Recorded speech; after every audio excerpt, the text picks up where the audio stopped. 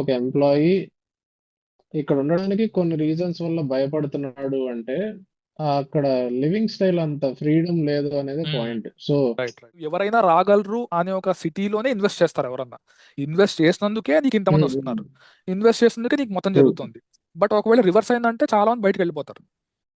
Look for solutions, right? Policy మీరు level చెప్పండి పోనీ.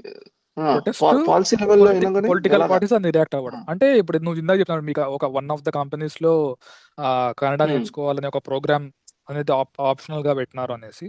సో నీకు అంతే, నువ్వు ఏ ఉమ్, స్కూల్ పెట్టు, ఇంటర్నేషనల్ స్కూల్ పెట్టు, ఆ రీజనల్ లాంగ్వేజ్ కూడా ఖచ్చితంగా ఉండాలి అనే ఉమ్, ఒక ఉమ్, ఇదన్నమాట.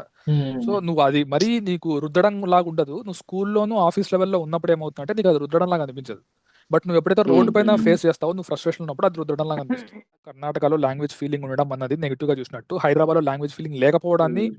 మనం నెగిటివ్ గా చూడాలా, దాన్ని పాజిటివ్ గా చూడాలా, ఎట్లా అనేసి.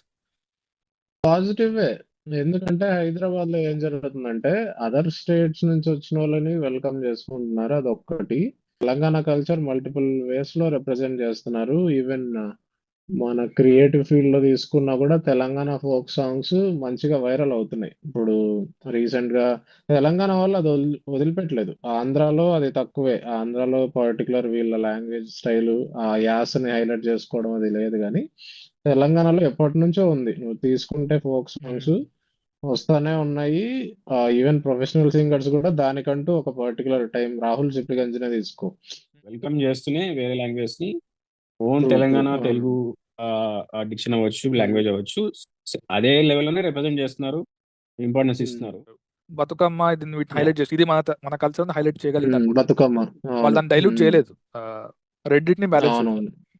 కొన్ని బెంగళూరు వాళ్ళు అది ఫీల్ అవుతారు. ఇప్పుడు ఆ ఓల్డ్ బెంగళూరు ఫీల్స్ అనేది నీకు చాలా చోట్ల పోతా ఉంది. మొత్తం నీకు కరెక్ట్. ఏమంటారు, రినోవేషన్లు, డెవలప్మెంట్లు ఇది జరుగుతా హైదరాబాద్ లో నీకు ఆ ఫీలింగ్ ఉండదు. ఎందుకంటే నీకు ఆ పెద్దమ్మ గుడి చూస్తావు లేదా బతుకమ్మ చూస్తావు, నీకు అన్ని కనిపిస్తుంది, తెలంగాణ కనిపిస్తుంది.